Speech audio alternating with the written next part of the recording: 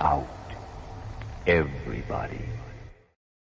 What's up, everybody? Welcome back to another episode of Lights Out. I'm your host, Josh. And I'm your host, Austin. And I'm the producer, Daniel. And we got a wild one for you today, man. You know, a little bit more lighthearted than the usual content on this show.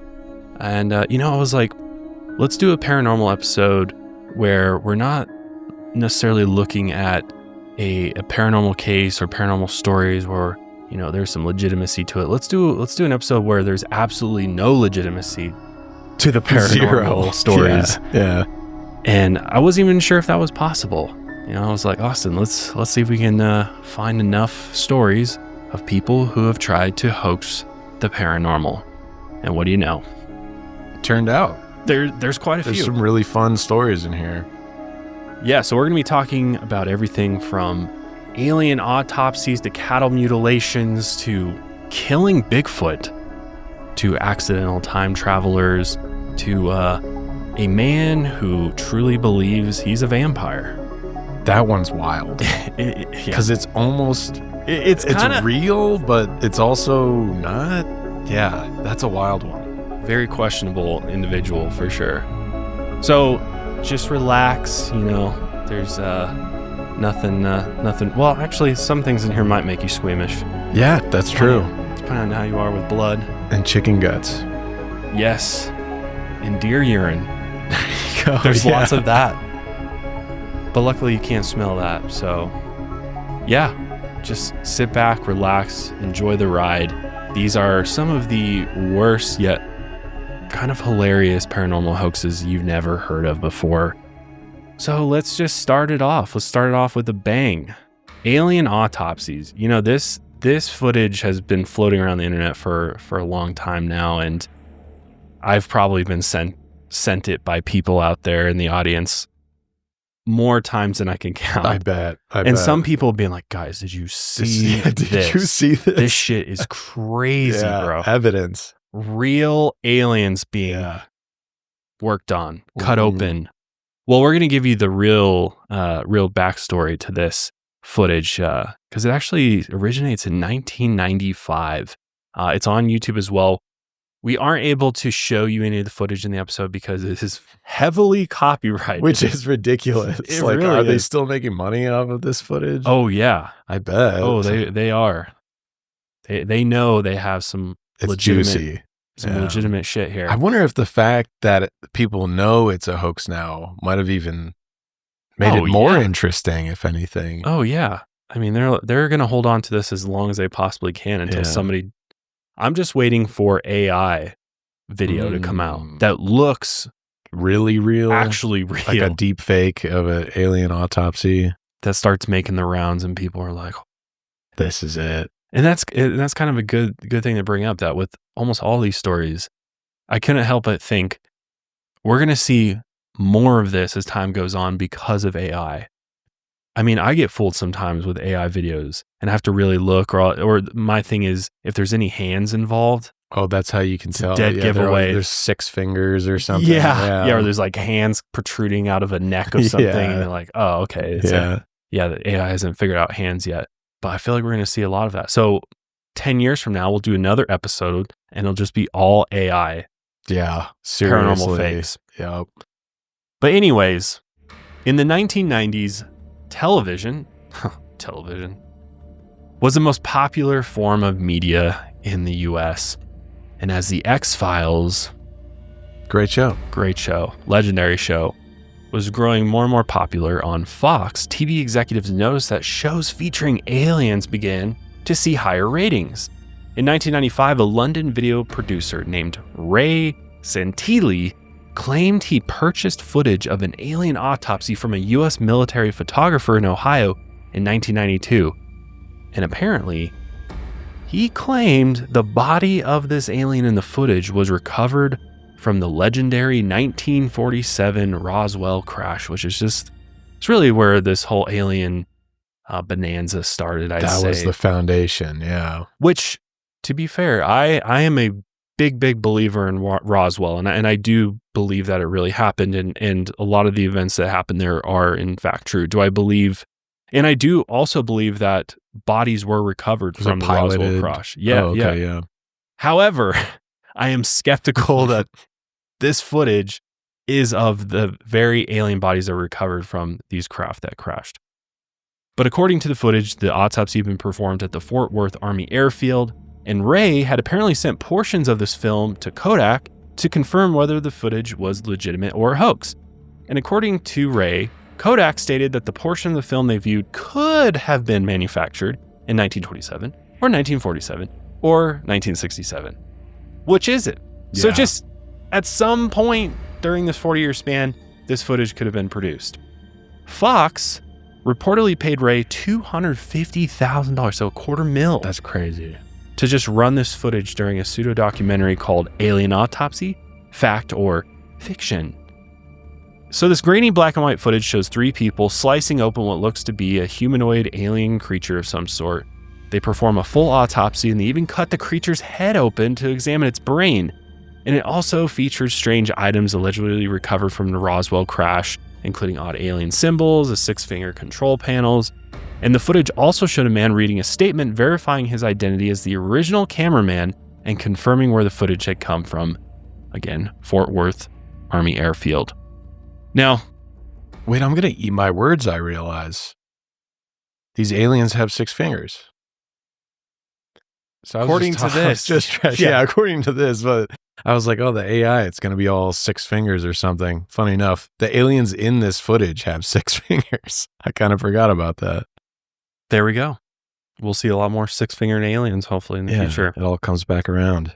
So Austin and I are going to watch a little of this just so we can give you a little bit of it's a 20 plus minutes. We're not going to make you sit for 20 minutes while we add some commentary over this, but we'll just kind of look through it real quick and give you the quick 60-second version of this. And of course, we'll link it if you want to go watch the full thing, but we'll throw some images up if you're watching on YouTube, just so you can kind of see what we're looking at. So yeah, let's take a look here. There she blows. Footage opens. There's looks like a medical table. There's the wound. That's pretty good. Like the crash wound, you know? It looks like it's got its leg blown open. Yep. Suffered massive trauma. Very grainy film. So a couple things. The feet are very human-like. The face and head are very human-like. Yeah. Which is kind of strange to me. The head's kind of huge. Probably like the back and the skull brain. Yeah, it's got the elongated skull, yeah. Which is, pretty typical. The eyes are glassy and black.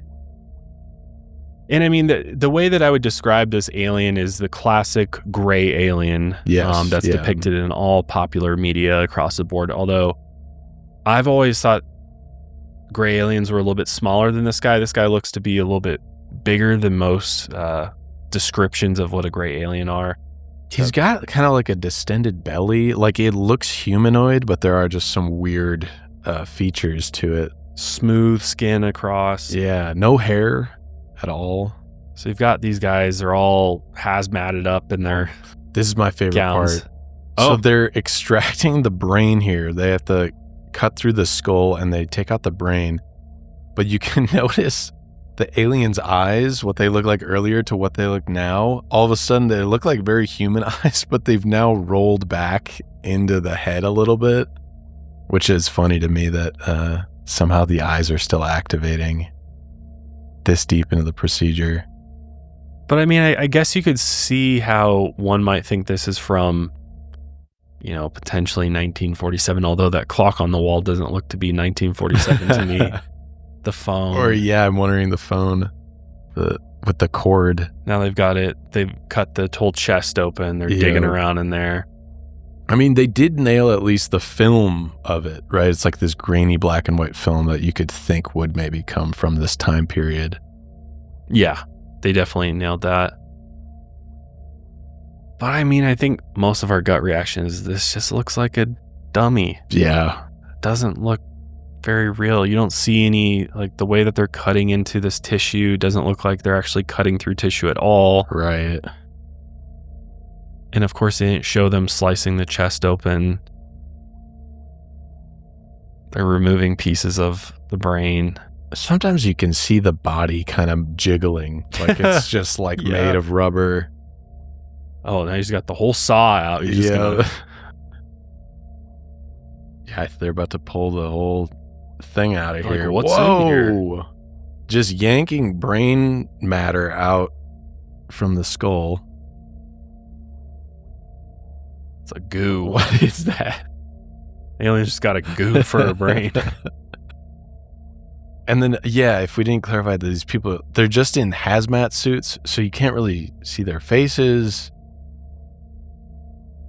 They don't look to be like, if you've ever seen, demonstrations of an autopsy or know anything about autopsies, they're very precise, very, they're using medical tools. These are medically, trained individuals who know where to cut, what to do. These guys just look like they're sawing into people's heads. No medical training here whatsoever. Yeah.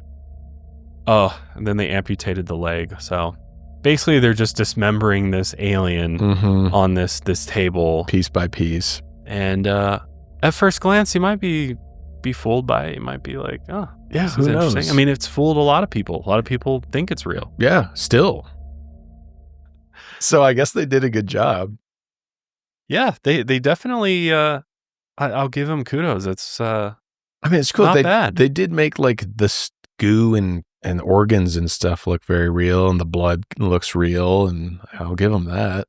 I bet you if we added color to that, we'd probably be like, yeah. Or like not grainy film if it was like HD. Yeah. You could probably point out a lot more. Yeah.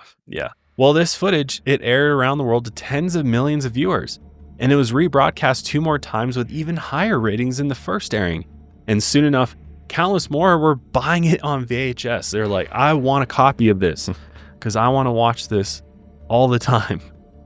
Dedicated alien enthusiasts became obsessed with the footage. And a 1995 Time magazine article said it had sparked a debate, quote, with an intensity not lavished on any home movie since the Zapruder film, which is wild. That is, for those who don't know, that's the film that caught the JFK assassination. So Time magazine is saying that this is as controversial as the JFK assassination. What? Wow. Maybe, times were just simpler in the 90s, I think. Things were going really smooth in the 90s. We didn't have much to worry about. It was a different time. Right. It was probably exciting. It was like, whoa. Aliens, yeah. That was our biggest thing. Aliens. This episode of Lights Out is brought to you by Rocket Money. Rocket Money is one of my favorite apps, honestly. And I'm not just saying that because they're sponsoring the show. I love Rocket Money. I even pay for the premium version because I find it extremely useful in managing my finances. And ultimately, it's already saved me a ton of money by just being able to organize my subscriptions because, God, we have so many of those. So many. Countless. I like how I get the little notifications where it's like large transaction detected. Yeah, isn't that nice? I'm like, what's going on? But they break it down really easily. And you're like, oh, I remember that one. Credit cards, all of your bank accounts, you can link everything in one place, which makes it really convenient as opposed to having to log into a bunch of different sites, 2-factor authentication. Right. That just drives me nuts when I want to check on balances really quickly. But it's nice to be able to have it all connected in one place. And then it'll go through your accounts, especially your bank accounts, and find those subscriptions for you. So you can get a nice clean list of everything that you're paying for. Because, God, in the age of streaming apps, there are so many. I mean, you could have 20 different streaming services you're paying for. So many, man.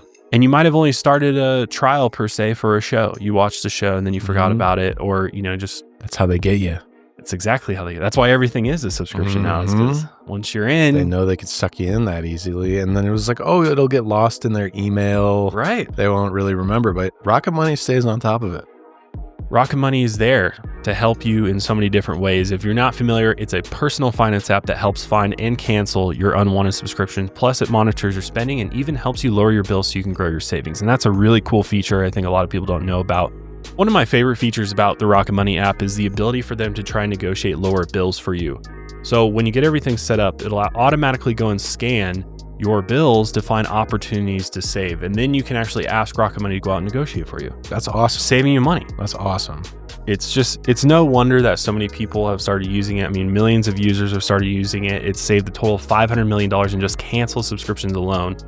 And on average, it saves members up to $740 a year when using all of the app's premium features. Highly recommend trying it out. It's free to try it out, but then definitely worth the $6 to $12 for the premium version, because ultimately it will save you money in the long run. We love it. We know you will too. So cancel your unwanted subscriptions and reach your financial goals faster with Rocket Money. Go to rocketmoney.com/lightsout today. That's rocketmoney.com/lightsout. rocketmoney.com/lightsout.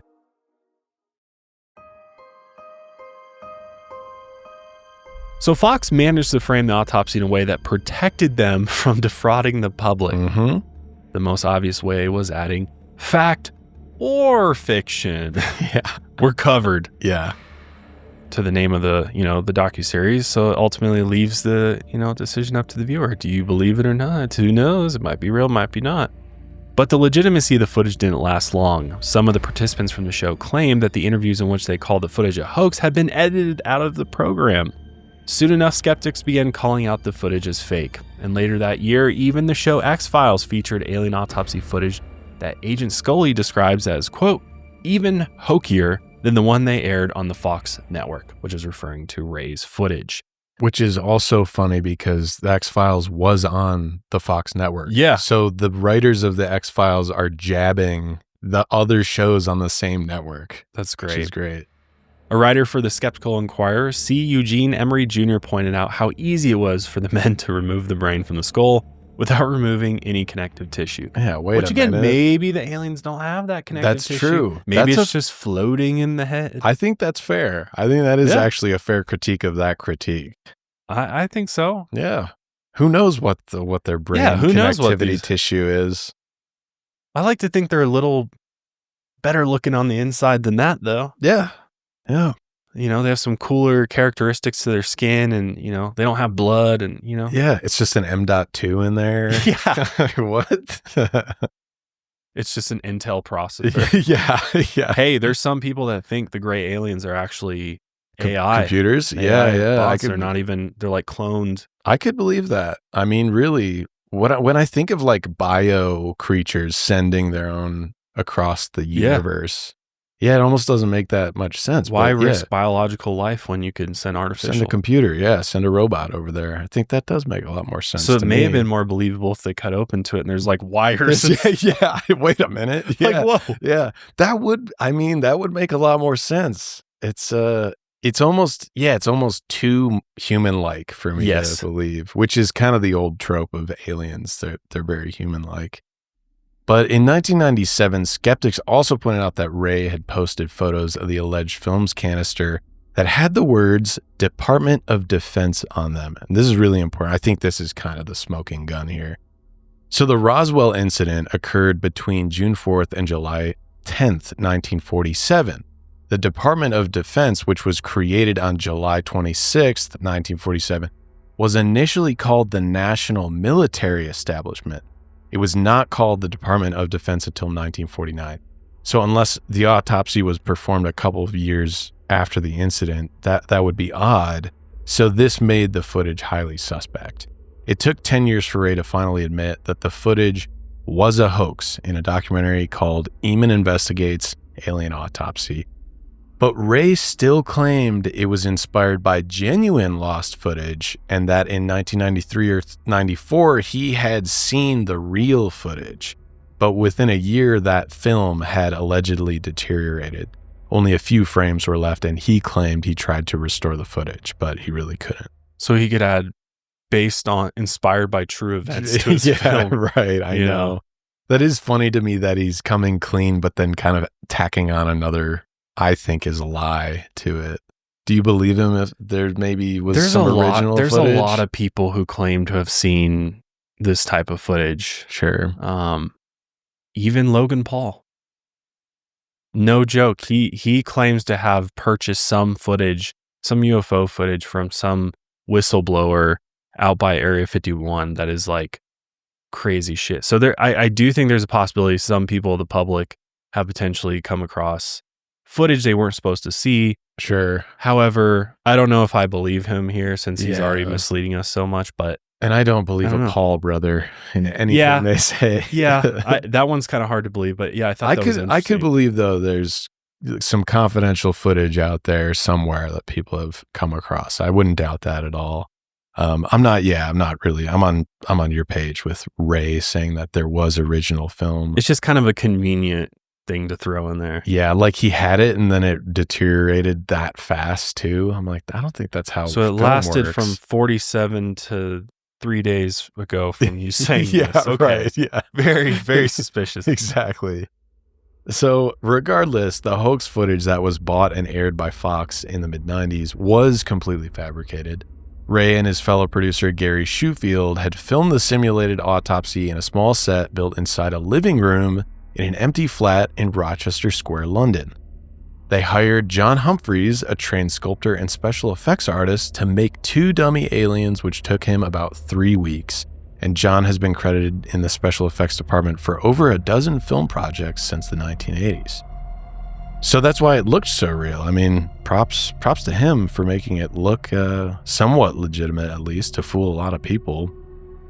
So many of the viewers had been impressed with just how realistic it looked with the blood and the organs in that leaked footage. And it turned out John had used various butchered meat and organs from chickens. He used some knuckle joints, sheep brains, and raspberry jam to make it all look real. He also used custom-made mechanisms inside the dummy to produce fake blood along with other special effects. And I'm wondering if the eyeballs going up in the he pushed a button somewhere and robotically, they went back up in the head, which is kind of funny, but very Hollywood-esque, right? Yes. Raspberry jam. Yeah, right. Back to our point about seeing this in color in 4K, we could probably point out the blood not looking real at all. Or I'm just like, really though? You just use like sheep brains? Like, yeah. It's just like, you really think the aliens are rocking similar organs to sheep brains? Like, probably not. Or just so similar to anything on Earth. You're right, really. right. Yeah.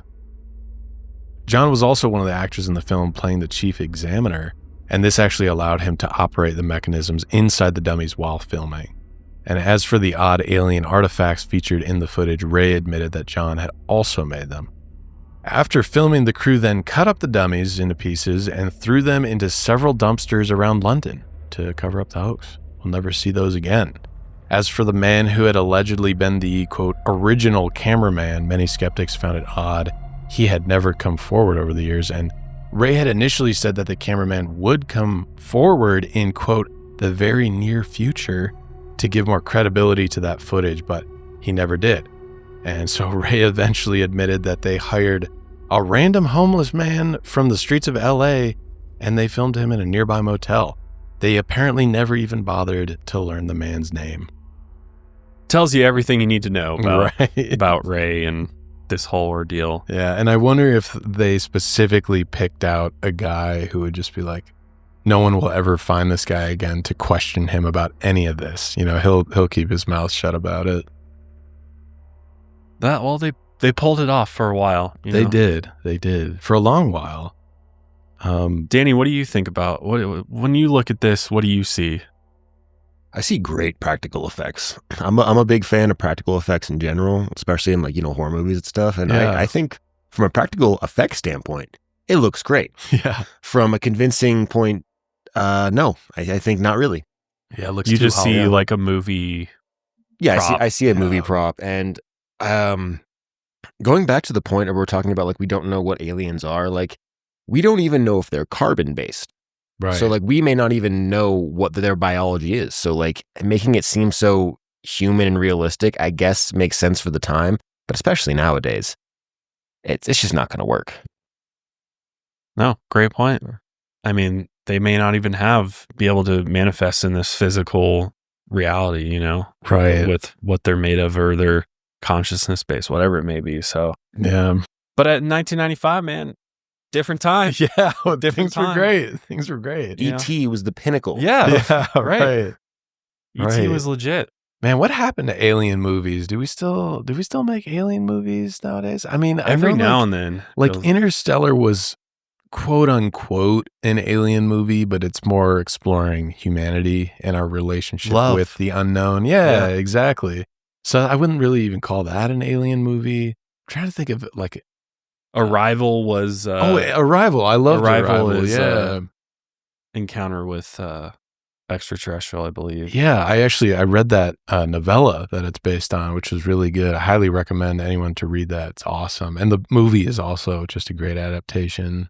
There's Nope. Yeah, I was going to say Nope. Nope. Yeah. It's not a traditional alien movie, but Yeah, which I was happy about. He kind of took his own twist on what an alien could be. I think that was cool. I think they're hard to pull off these days. Yeah, definitely. I just think we've kind of caught on to just the humanoid, big-brained alien too often. It's kind of something we've seen before. Right. I was interested in. I think that's probably why Alien did so well, is because it was a brand new, fresh take. Yeah, true. A terrifying take. Terrifying. I love those movies. The new one, Romulus, was really good, actually. I like that one. Just paid a lot of homage to the older ones. But are they on Earth, though? No, they're out in space. Yeah. It's not really like a first contact type deal. I mean, I guess it kind of is, but not really.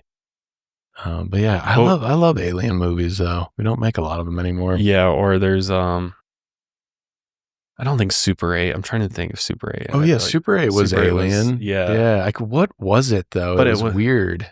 I know there's some like cube things in that movie. Yeah. I just remember the train accident. Yeah. That was the craziest part. But there's not this like, they haven't done a movie of like gray aliens land standard. Yeah. Because we'd all probably be bored with that. We're like, we've seen this. Yeah. Doesn't surprise us. And most of us are like, we welcome the aliens at this point. Yeah, right. Come down and help us. Yeah, true. That's a good point. I did have a question though. So do you think it's like unethical to fabricate footage like this, or do you think like really this is just for fun?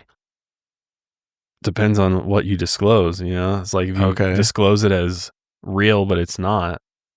Do you think there's some responsibility on even Fox Network? Like, do you think there's some responsibility on them?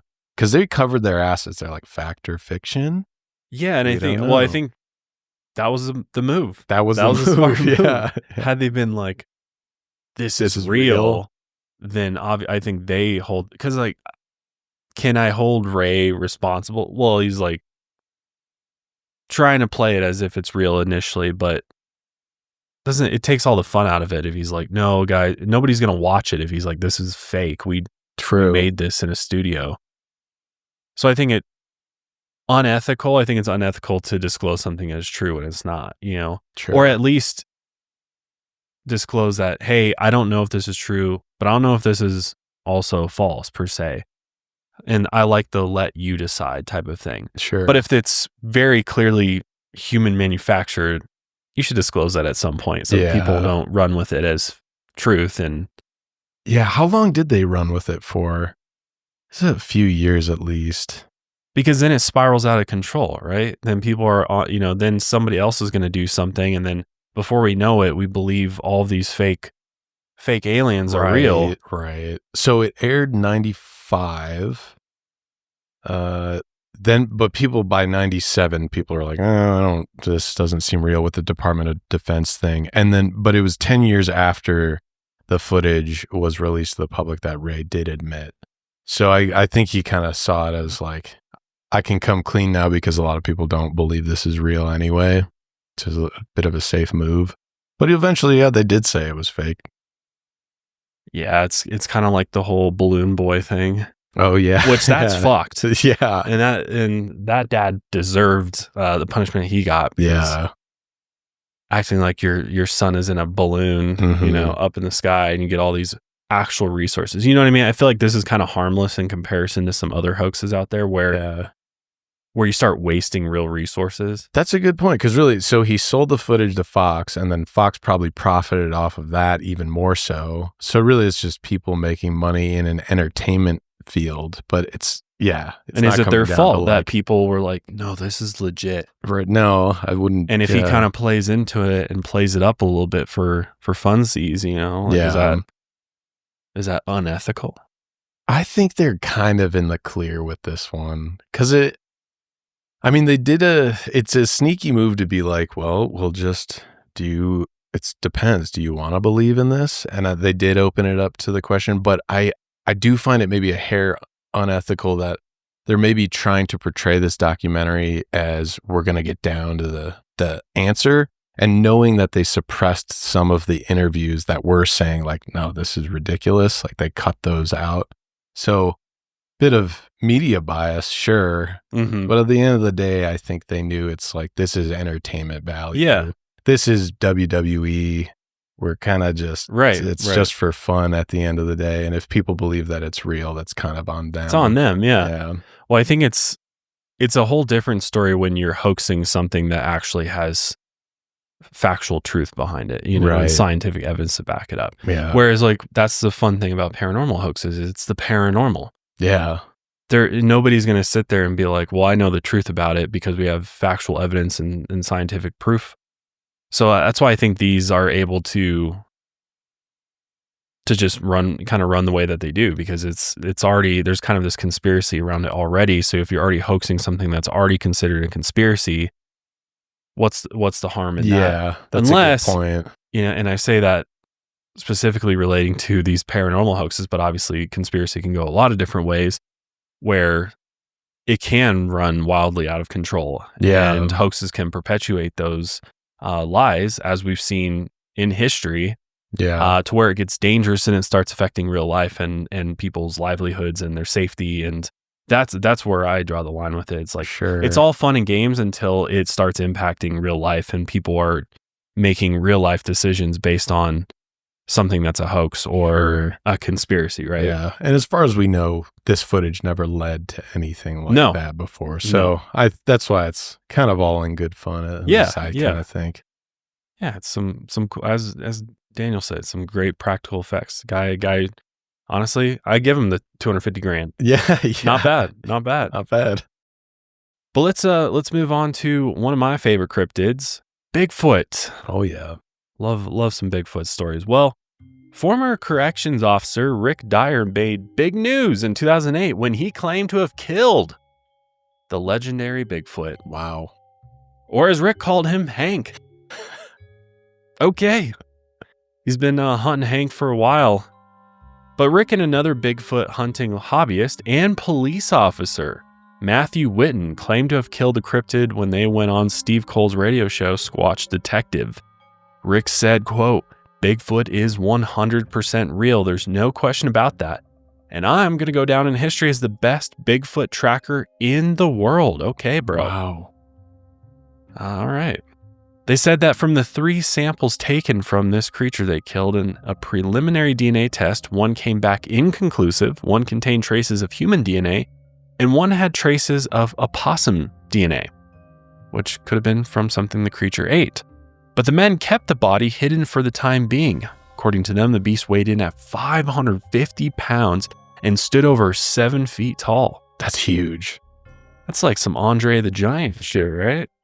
How heavy was Andre the Giant? Oh, that's a good question. I think he was 500 pounds. Was he? That'd be crazy. I mean, if he was that heavy. Or the Great Khali. I know he's a 7-footer. I don't think he's quite 500 pounds, but Andre the Giant was 7'4", 520 pounds. Damn. Holy shit. Yeah, so I didn't realize he was that heavy. That's crazy. He was massive. Have you ever seen that picture? One of my favorite pictures of him. He's holding like a beer can. It looks tiny in his It's like a shot glass. Yeah, right. So we're talking Andre the Giant size Bigfoot. That's wild. How's he hide so well? You'd think so. So big. Imagine like, Andre the Giant out in the woods. You could hear him walking from a mile away. Yeah. Bigfoot's got next level stealth. But Rick and Matthew then revealed their photographic evidence to many who were quite skeptical of their claims. And it didn't take long for skeptics to call the men out on the hoax. Jeffrey Meldrum, a Bigfoot researcher and a professor of anthropology at Idaho State University, said, quote, "This is becoming like an alien autopsy shenanigans. What I've seen so far is not compelling in the least, and I think the pictures cast grave doubts on their claim. It just looks like a costume with some fake guts thrown on top for effect." And turns out that's exactly what it was. Yep. Skeptics and Bigfoot believers pointed out that the creature in the tub looked exactly like a rubber Sasquatch suit that can still be bought from the horrordome.com today. You can go on there and find this webpage. It's a good suit, too. It looks very, very legitimate as a costume. Yeah. This costume adds approximately 1 foot to your height. Finally. I want to get one of these. You know what? Next studio, we're getting a 7-foot Bigfoot costume that we're just going to taxidermy and That'd fucking be have standing. sweet. But Rick and Matthew would fill the suit with opossum entrails and what they called, quote, slaughterhouse leftover. Gross. And then they put this whole mess in an ice bath. Because, To preserve it. We'll throw some ice on them. because they're going to harvest it for meat later. Yeah. Got to keep it good. A select few were allowed to see the creation for themselves, and not many were impressed. Can you imagine? Guys, come take a look at this, okay? We killed the Bigfoot. You're like, yeah, whatever. And then they're hyping it up so much. They open they bring you to the tub, and you're like, what the fuck? They couldn't even get the pictures to look that convincing. Like, if you even look at the pictures, it just looks like a costume. Looks like a thrown in deflated there. costume. Yeah. So, like, how are they going to convince me in person? That's too funny. So this is crazy, but despite how ridiculous this whole thing was, did not stop media outlets like CNN from putting some breaking news out there about this, including the New York Times, The Independent, and of course Fox News. And what's even crazier is this hoax went all the way across the pond, down under to Australia. Let's take a look at the clip from Australia. Bigfoot She's has like, turned "Do I out to really?" be a big hoax. Bigfoot? 2 Americans tried to convince the world they'd found the creature in a forest in Georgia. But when other Bigfoot hunters got their hands on the frozen remains, they discovered it was just a rubber gorilla costume. Oh, come on, that's Most people are excited about the Gross. fact that finally they're going to be vindicated, and now we're not able to do that. That's just cruel. The rival hunters are planning to take legal action against the police officer and former police guard who Damn. made the claims. they take this shit serious, man. Very seriously. Because I get it. These clowns, You can just roll in and make a really stupid claim, and then you're hitting New York Times is reporting about this. these poor guys already have a hard enough time telling their friends and family and people they meet what they do for a living. Right. That they don't need this making international news Right. to just add more laughter Right. to that. Yeah, it's a shame. Police officer Matthew Whitten, who was Rick's partner in the hoax, was fired from his job after the news of the hoax came to light. Although he tried to defend himself, saying it was all just a big joke, Clayton County Police Chief Jeff Turner did not see it that way, and he figured that if Matthew was willing to lie on national news, a defense attorney in any given criminal case could hold that against him in court later on. That's really smart. I never even really considered that. But yeah, imagine you go to like something serious, a serious trial, and then the attorney can just bring up this video of On cross-examination, you're getting ripped for your getting Bigfoot hoax, roasted. Absolutely which roasted. could set somebody free. Yeah. Could set somebody free Right. who doesn't deserve to be free, all because you faked killing Bigfoot. Yeah. And it's probably just an absolute embarrassment to Oh, to the department? yeah, right. Oh, God, we staffed that guy. oh man, you're toast. But for Rick Dyer, the hoax wasn't over yet. Rick said, "No, he said, no, man. we're going to keep this I'm rolling. going to do it better next time. Yeah. I'm going to learn." I also just want to point out in that video, it's so funny to me that they tried to keep this thing on ice, like in a big cooler, but it had all melted and it just looked gross. It's in like this dirty gray water at the What'd they end do of with it after? I wonder. It's kind of an expensive suit.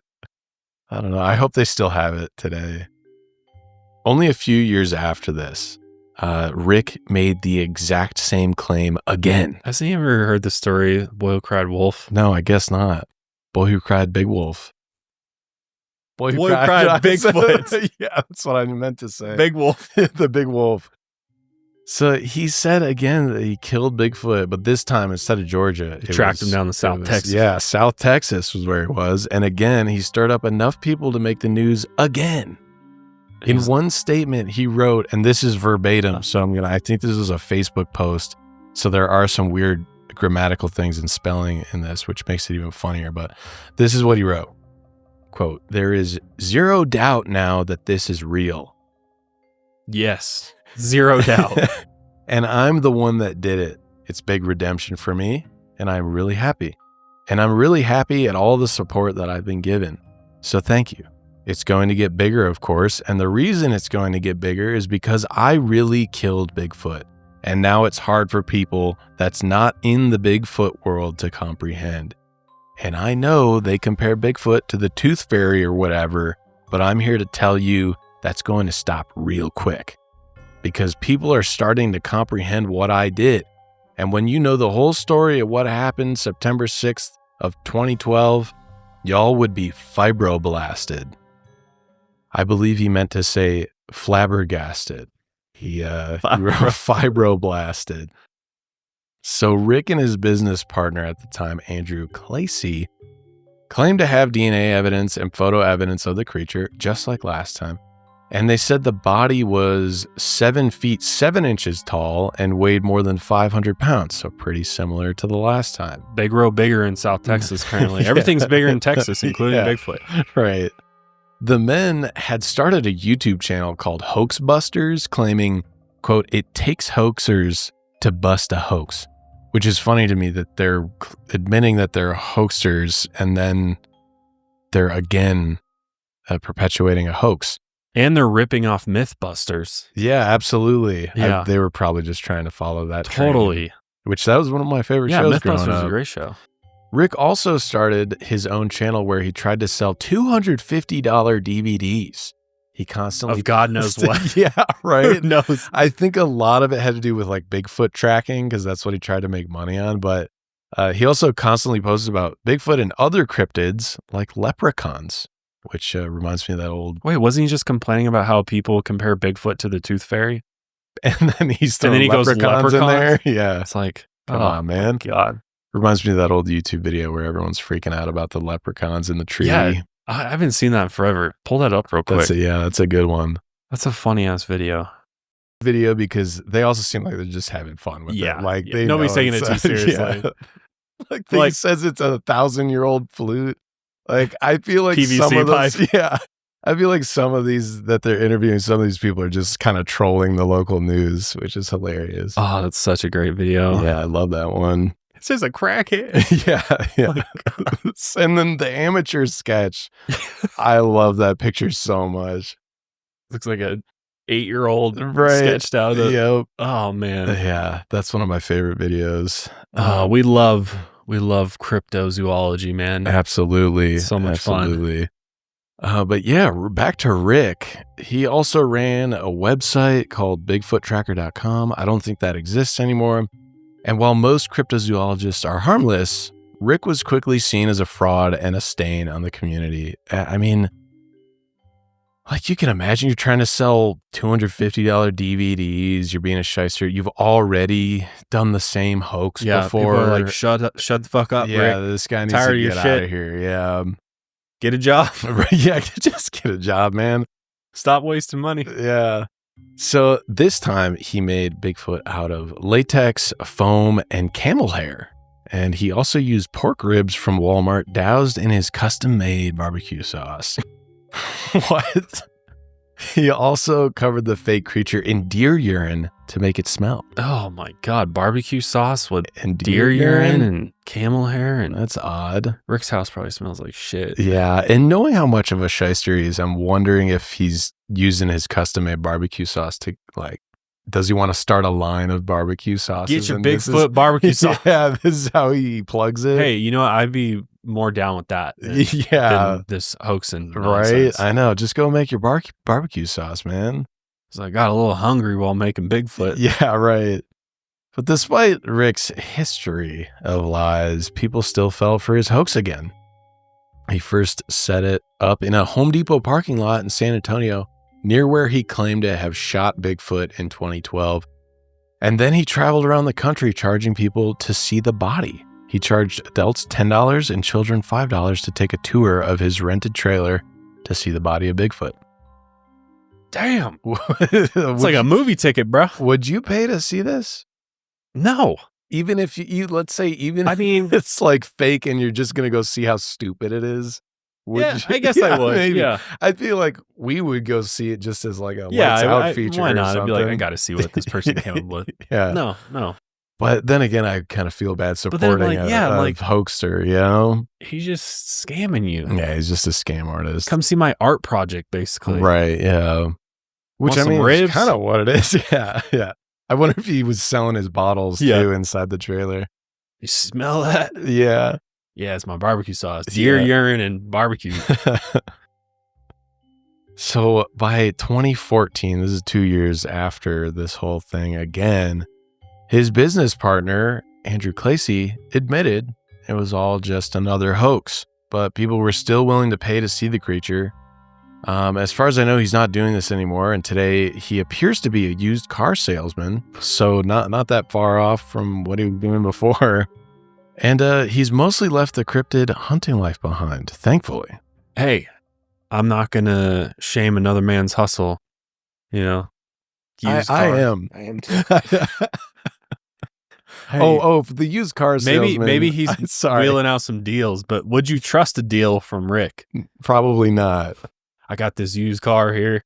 It runs. It's fast like a Ferrari, actually. Yeah. It's a Ford Taurus, but You know, I will agree that used car salesmen get bad reputation for that's like- kind of unwarranted. I think it's evolved a bit since back in the day. Now Yeah. that everybody shops online, Yes, you don't really even need a salesperson anymore. that's true. And the 2 cars I have bought that were used, those salesmen were perfectly fine. They were willing to haggle with me. Did they lie to you? No. I bought 2 really great used cars from both of those gentlemen. So I wonder if this car dealership knows about his hoaxes. I wonder too, how if could he, they like- not? Yeah. I think he even runs his little YouTube show is like about the cars that he's selling. So they Maybe it must helps know. him bring business in. It might. I mean, It's kind of let's a get little. the notorious guy in here and he'll sell some cars. He puts the Bigfoot suit on and dances out by the highway. Yeah, right. But yeah, that's where he's at today. And he mostly just posts videos about buying and selling used cars. So right, at least Rick, we he see tried you. to make a more honest living at this rate. But I feel like Rick just gives cryptozoologists a bad name. They already struggle with trying to be legitimate. People laugh at you. Yeah, absolutely. And I'm not saying you shouldn't laugh at cryptozoologists. I'm not telling you what to do. If you want to laugh at them, fine. Because sometimes I laugh at them too. But we know it's like, it's an easy target. They know too. You know? They know. Yeah, they know too. So it's like, then to have this guy Rick come in and be The hoaxers total make it 10 idiot. times worse. Yeah, exactly. Because they are really, there's a lot of serious people that are looking and, some finding evidence of maybe undiscovered creatures. I had a neighbor in Michigan, in Hamtramck. He lived a few houses down from me. He was a big Bigfoot hunter. I would go and talk to him about it all the time because he would head up north Michigan all the time with this little crew that he had. And he would come back with hairs. He would package all these little like furs and hairs in these tiny little, like they were like manila, but they were small. They had the little tie on it. And he would keep it all in a bag. And Then DNA test them back at the lab. yeah, and he would try and do it he would get Jerry to smell the hairs sometimes because he was like, sometimes dogs are really triggered by real Bigfoot hair. So he would try it. He did a few tests with Jerry to see if some of them were legitimate samples. Yeah. Were they legitimate? As far Jerry didn't like mark any of them, which he was kind of bummed about. And I could tell he took it pretty seriously, but it was also an excuse for him to just go and hang out and get drunk. But There we go. then like he actually did take it seriously, and he had a little Bigfoot statue up on his porch. He lived on the second we floor. love a Bigfoot stand, Yeah, he was awesome. I would see him at the bar every once in a while. We would buy each other beer and stuff. He was a super cool guy. There's a lot of people who believe in cryptids that are grounded in reality still. Yeah, he wasn't. Yeah, he wasn't a nut by any means. He was really chill. There's tons of shows too. I mean, it's, pop on ID Discovery and type in Bigfoot and there's like 100 hours of Bigfoot content to watch. Right. Yep. And there's full-blown series of people. That's all they do is go out and hunt for Bigfoot. Even if you just do it as a hobby, I think that's really fun. I mean, it has like a strong community of people. Yeah. You There's go hang out. actually here in Colorado, there's a Bigfoot like summit Oh, is there? every year. Yeah, like 2 years ago, I almost went to it. But then some came up. But I wonder if they're still doing it anymore. It's like a conference. Yeah, or it's like a something? conference up here in the foothills of the Rocky Mountains, Oh, where nice. a bunch of like Bigfoot experts all come together and they do like a big kind of conference talking about the latest and I respect different that. stuff. Yeah, I like that. yeah. How is it any different than any other subject? Any other hobby? Yeah. Any other like fandom, if you want to put it like that? I mean, it's really no different than a paranormal investigator, true. ghost Yeah. hunter, Same general concept. both chasing things that you don't know whether or not they exist. So yeah. why not? As long as you're not making shit up and Like being a Rick. shyster. Yeah. Don't be Rick. Don't be Rick. But you believe in Bigfoot, right? yeah, I do. Yeah. I do believe in Bigfoot. Actually, I think the whole concept and this idea of this intelligent creature that his origin, I think, is still a little cloudy for me. But I think there's a possibility that if you go all the way back to human evolution through all the different phases of that, I think it's possible that something that is sort of half man, half ape could have evolved and is hyper intelligent and is capable of staying out of sight. Yeah. And then there's also theories around it being some type of interdimensional creature that can that's why it's so shifty, is that it can kind of go in and out of different parallel dimensions, things like that, which is also fun to think about. But one of my favorite theories, I don't know if I've ever told you about this, but Bigfoot, they think that, if you go back biblically, Adam and Eve were cast out of the garden. They had two sons, Cain and Abel. Cain eventually murders Abel. And as punishment by God, he makes Cain wander the earth for forever. And people think that, some people take it as more of a metaphor of maybe what was happening historically in like the Fertile Crescent area. But some people take that literally in that Cain is Bigfoot wandering the earth forever. all right, yeah, I kind of like that theory, Just at least goes from wherever like a punishment almost. That like Bigfoot is trapped here forever. Kind of similar to La Llorona. Yeah. Just constantly her spirit's out constantly wandering the earth. Yeah. That's definitely a possibility. Yeah. I think all cryptids are interesting. Mothman's another one that I'm very I lean a bit towards being real in some way. That's a cool one. Because there's just so many sightings of it. It's kind of wild. I've never seen moths like I have here in Colorado. You guys get that season? I think it's coming up soon. Yes, isn't it is, baby. You guys see the craziest moth like storms here almost. It's like a plague. Yeah, it is. Yeah. Every year. Yeah. But Mothman, that's a good one. I like that cryptid. What about you guys? Is there any ones that I know Danny's like, you don't believe in any of them, do you? I mean, I don't really believe in any of them, but I do have a favorite. Do you? What's your favorite? My favorite is the slide rock bolter. I don't even know what that is. I'm going to pull up a picture of it. Okay. And I'm going to explain what it is, because it's my favorite. Because it's... Sounds like a Pokemon. Yeah. That's probably why it's his favorite. I know. Oh, Dana's yeah. a big Pokemon. Yeah. Whoa. I think you've showed this to me before. I might have showed you before. Whoa. It's a fucking mountain. So the slide rock bolter is a bizarre creature and fearsome critter recounted by the lumberjacks of North America during the 19th and early 20th centuries. It is believed to live in the mountains of Colorado, but only on mountains where the slope is at an angle greater than 45 degrees. It has an immense head, small eyes, and a large mouth, which is similar to a sculpin. Its tail ends in a fluke like a dolphin with enormous grab hooks. So essentially, it uses its tail to hold on to the top of mountains, and when it sees its prey at the bottom of the mountain, it lets go, and it uses its drool, which is described to be the consistency of grease, to slide down the mountain, flattening and engulfing everything down the mountain, and then sliding back up to the other side of a mountain, over it, and then hooking back on. Nice. And just for our listeners, this creature is supposed to be the size of a blue whale. Wow. Jeez. So this is a land blue whale in Colorado. Oh, look at the people running right there. Oh, man. It is my absolute favorite because it is so ridiculous. And That's it is a cool illustration of it. It is said to have been killed by using a explosive filled dummy, and it supposedly the explosion was so big that it flattened the town of Rico, Colorado. Jesus Christ. Was this a prehistoric creature that survived the meteors? Like, And they forgot to kill that one off. Oh my God, that's wild. I have a feeling that this thing did not have enough to eat. Yeah. He was starving out there. That's wild. Yeah, that's one you don't hear every day. No, and Slide rock bolter. I like how it's specific to the region. Like it needs mountains to hang on, and that's kind of how it feeds. Is that it rushes down the mountain? That's awesome. But Austin, what is your favorite cryptid? So I do. This is a hard one. I'm gonna give some shout outs to. I do love Michigan Dogman is a big one back in Michigan. A lot of the people who go Bigfoot hunting they got their eyes peeled for the Michigan Dogman.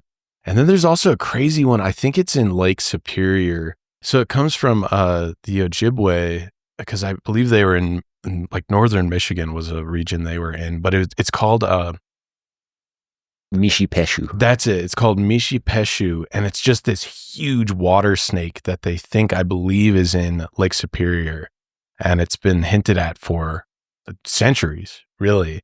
That one's nuts to me. So shout out to both of those, Michigan Dogman and Mishipeshu. I believe Mishipeshu more than I believe the slide rock bolter. That one's. You would think we would have evidence of that thing existing.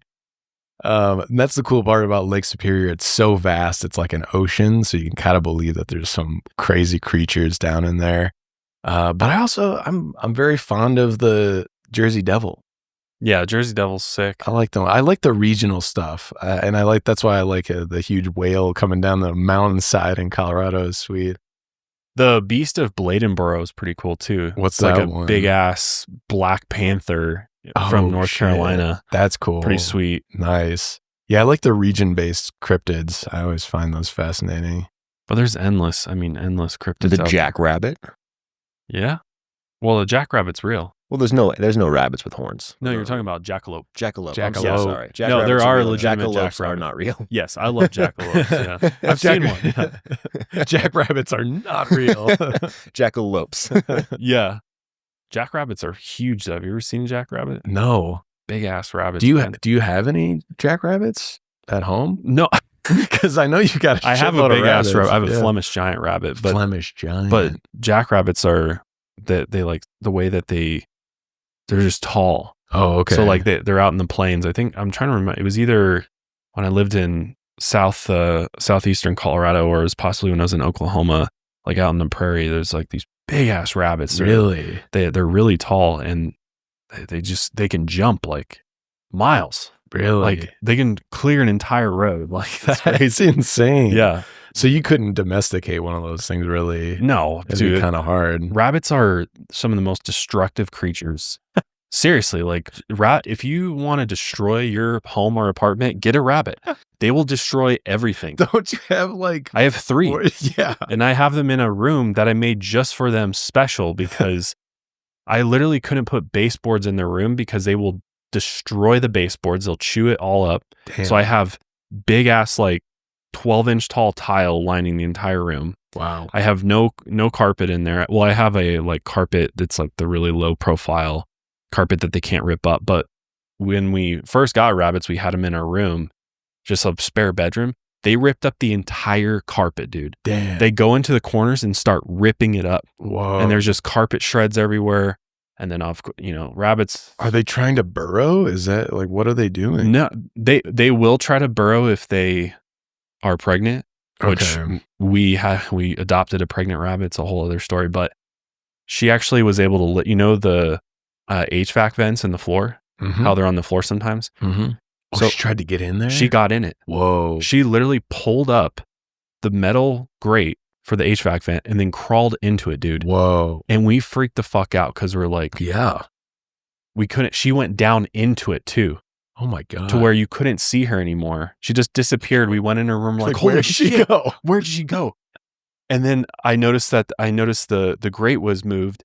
And then I looked down in there and I could barely see her tail in the HVAC vent. And we were freaking the fuck out. We're like, what do we do? Do we call the fire department to cut open the floor of our house to get the rabbit out? And eventually I just stuck my hand down there, grabbed my rabbit by its butt, like just palmed it, and then just basically ripped her out of it.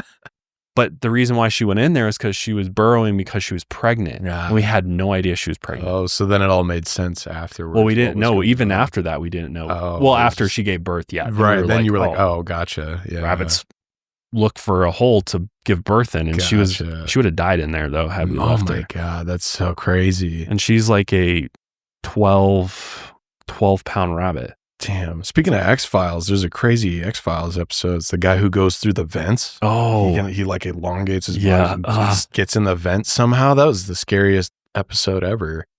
People still do that shit now. They find people crawling into like vents and dying, and good God. Oh, wild shit. Well, anyways. Yeah, back on track here. Back on track. Let's talk about an accidental time traveler. One evening in mid-June 1951, around 11:15 p.m., people were hustling, bustling through New York City's Times Square. Dozens watched as a man roughly 30 years old, dressed in late 19th century clothing, appeared disoriented and confused in the middle of Times Square. Some people reported that he crouched and covered his head as if he feared that the tall buildings were going to collapse around him, which honestly, I kind of relate to that. That was my first thoughts being in New York City. I was like, yeah. How are these standing I can't this even tall? like see the sky. Yeah. These buildings are so big. Yeah. But then moments later, a taxi cab slammed into him, causing a massive panic. Witnesses ran to help, but the man soon died from his injuries. An ambulance later picked him up, and once declared dead, he was transported to a morgue. New York police investigated the body, where they found the following items inside the man's pockets: a copper pub token for a beer worth 5 cents, bearing the name of an unknown saloon, a paper bill for the care of a horse and washing of a carriage at a livery stable on Lexington Avenue. But police couldn't find any stable listed in the New York City address book. There's also roughly $70 in old U.S. banknotes. A business card was found with the name Rudolph Fence on it, and police assumed that this was the name of the man who had died, but they weren't 100% sure. The card also had an address on 5th Avenue. Another item found on the man was a letter from Philadelphia dated June 1876, sent to the address on the business card. And the last item was a third-place medal for a 3-legged race. Very strange. As for the man's clothes, they appear to be about 75 years out of style. They also had tags from a tailor that no one in the police force had even heard of. Police noticed that even the letter from 1876 and the banknotes from around the same time didn't show much sign of wear and tear. They were near mint, which was odd for how old they were. Captain Hubert V. Richmond of the Missing Persons Department of the NYPD tried using the items to identify this dead man. So he looked into the address on 5th Avenue that was listed on the business card. But the business owner did not know any man named Rudolph Fence. His fingerprints were also not on file, and no one had been recently reported missing. So Captain Rim continued the search. Rudolph's name was not listed in any address book, but he soon found a man named Rudolph Fence Jr. in a 12-year-old telephone book. Unfortunately, the man retired in 1940, then moved to Florida and passed away in 1956. But his widow was still alive in Florida. So after contacting the widow, Captain Rim discovered that her husband's father, who was Rudolph Fence, actually disappeared in 1876 at the age of 29. Reportedly, he left the house for a night walk around 10 p.m. and never returned. When they searched for him, it seemed he had vanished without a trace. So confused, Captain Rim returned to the station and checked the missing persons file for a Rudolph Fence, which dated back to 1876. He was shocked to discover that the description of the man from the police report in 1876, including his age and clothing, corresponded exactly to the appearance of the man who was hit and killed by the taxi in Times Square in 1951. Fearing he would be held mentally incompetent and relieved of his duties, Captain Rim did not include the results of his investigation in the official case file. So this mysterious time traveler account eventually became a very popular urban legend by the late 1900s, and especially among Europe's paranormal research community. In the 1970s, this account appeared in a 1972 May-June issue of the Journal of Borderland Research, and this was a publication dedicated to ufology and parapsychology. They had published this account of Rudolph Fence, framing it as a factual report and evidence of time travel, They believed that an invisible time portal had opened between 19th century New York and the New York of 1950. And Rudolph had walked right through it. By the 1980s and 90s, many had circulated this story, especially as the internet became more popular, and many took this story as fact. But by 2002, a folklore researcher named Chris Obeck looked into the case of Rudolph Fence.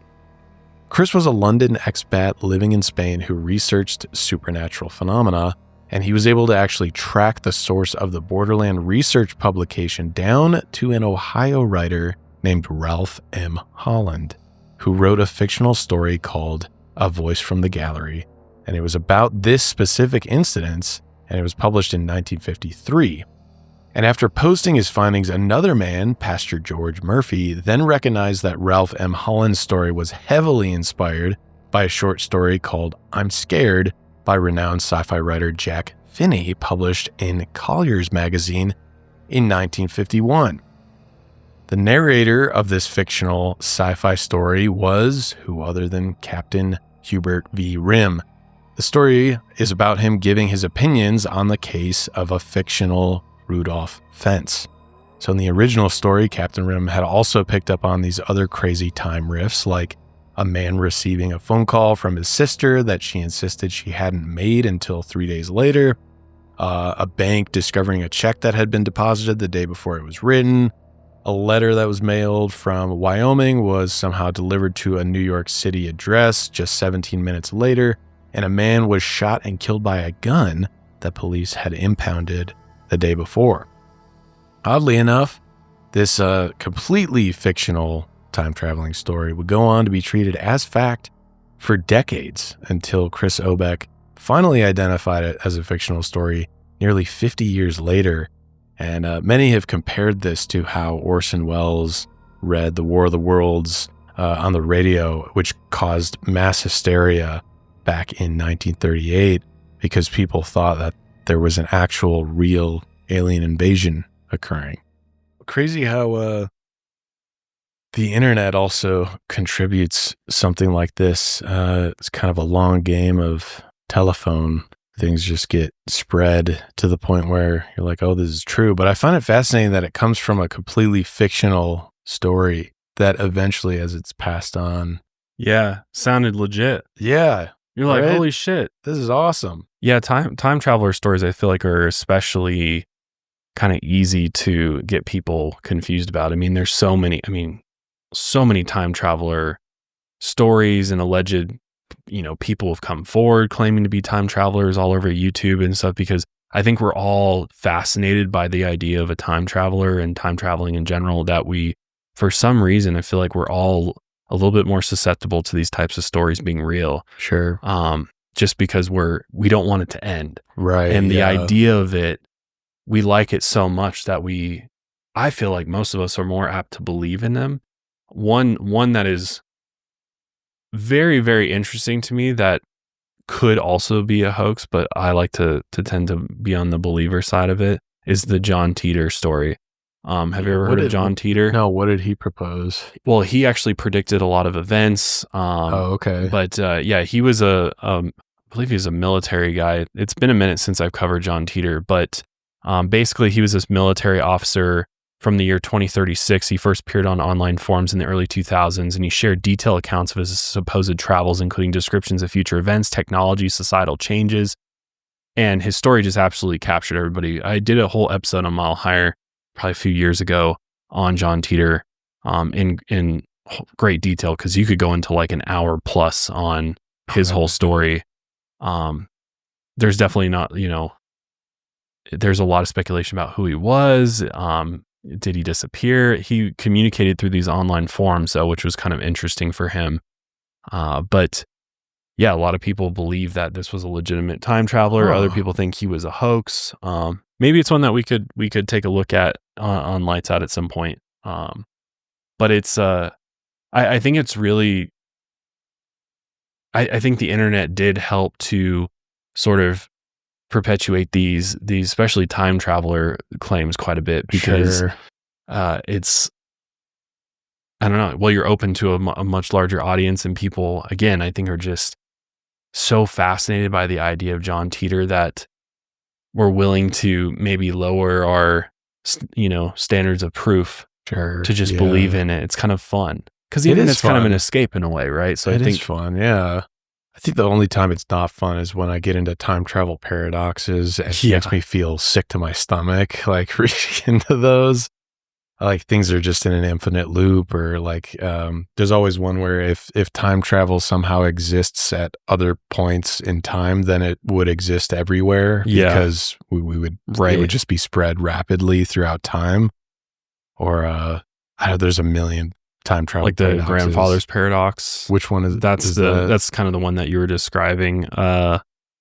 The grandfather paradox is a self-contradictory scenario in time travel where a person travels back in time and kills their grandfather before he can have children, which then prevents the person's birth and existence, and therefore their ability to travel back in time and kill their grandfather. Gotcha. It's almost like Back to the Future where he has to get his parents together or else he'll fade away. Or it's like there's a Futurama episode where Fry goes back in time and then he actually has sex with his grandmother, so he is his own grandfather.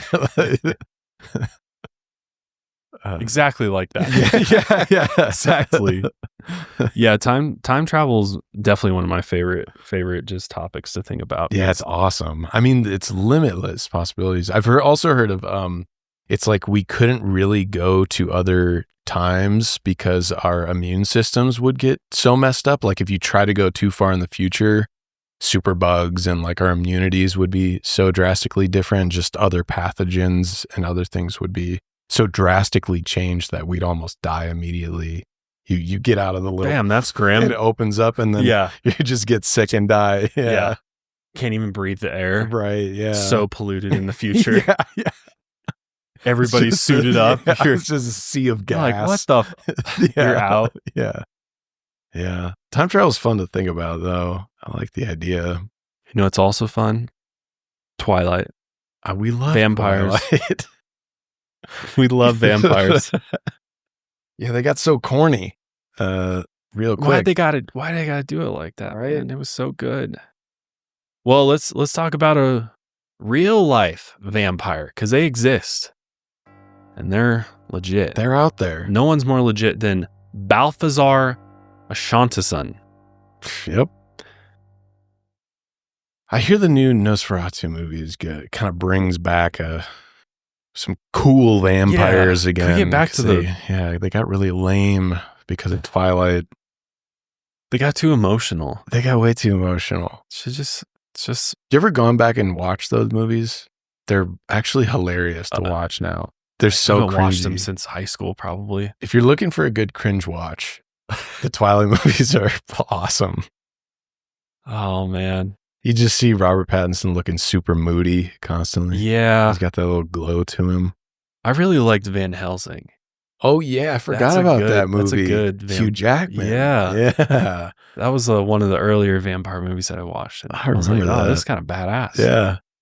Then I watched Twilight and I was like, what the fuck this is totally this? ruined. Yeah. I don't care about this. I just want to see people get their blood sucked, get their faces ripped off. Let's do it up. Yeah, like violence. Yeah. They're like shooting. He has that crazy crossbow. Yeah. Give me some 28 Days Later or something. Oh, yeah. That's a sweet movie. I don't want to see vampires lovemaking. What is this? Well, some of us do, man. True. It's got great music. Well, anyways, the concept of vampires dates back centuries, but with the massive rise in popularity in 2000s, all the books and movies and people claiming to be real vampires also boomed around the same time. Organizations like the New Orleans Vampire Association, or NOVA, became a large community for these people. Outsiders saw this niche group as a place of acceptance, and its founder has proposed that he is truly a vampire who needs to drink human blood to provide him sustenance, energy, and good vibes. Belfazaar Ashantison says that he suffers from a physiological condition that prevents him from, quote, creating enough of the essential daily energies to get through even the basic tasks. All right. Can't take a shit without some blood. And he calls non-vampiric people mundanes. Oof, that hurts, man. It does. Take that personal. Belfazaar is originally from Indiana, but moved down to New Orleans when he was young. He worked some odd jobs until he found consistent work at a voodoo shop called Voodoo Authentica. Here he trained as a voodoo priest, but he says that's separate from his vampiric personality. All right. Let's hear from Belfazaar himself. Yeah, what's At he Voodoo doing? Fest 2014. Oh, yeah. We're not ready to leave.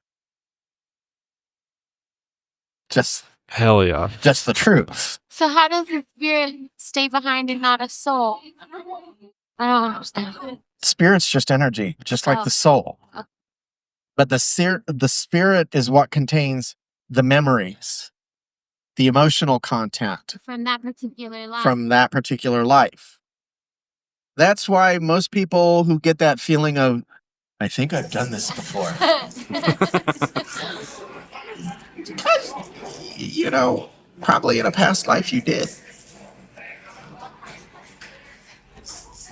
I like his get up. Speaking of past lives, Yeah. I can remember 4 vividly. That's All right. Here we go. Vividly. Were you a vampire? If I focus on my favorite one, I can even remember how he died.